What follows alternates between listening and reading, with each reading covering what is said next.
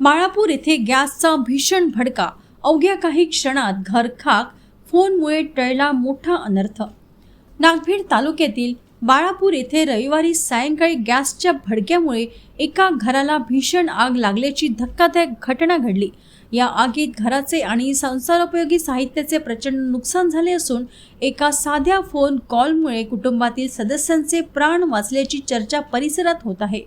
मिळालेल्या माहितीनुसार बाळापूर येथील रहिवासी सचिन खोब्रागडे यांच्या घरी ही घटना सायंकाळी 6 वाजेच्या सुमारास घडली।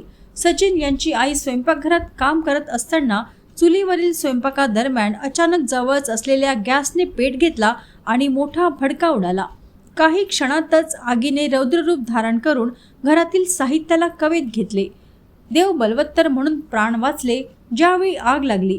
त्याचवेळी खोब्रागडे यांच्या भाचीचा फोन आला। फोनवर बोलण्यासाठी त्या घराबाहेर पडल्या आणि त्या क्षणी गॅसचा भडका उडाला। जर त्या घरात असत्या तर मोठी जीवितहानी झाली असती। त्यांच्या या सतर्कतेमुळे आणि नशिबामुळे मोठा अनर्थ टळला। अग्निशमन दलाची तत्परता घटनेची माहिती मिळताच स्थानिक नगरसेवकांनी तातडीने नगरपालिका प्रशासनाला कळवले। अग्निशमन दलाचे वाहन तातडीने घटनास्थळी दाखल झाले आणि जवानांनी प्रयत्नांची शर्थ करून आग आटोक्यात आणली। मात्र तोपर्यंत घरातील अन्नधान्य, कपडे आणि इतर महत्त्वाच्या वस्तूंचे मोठे नुकसान झाले होते।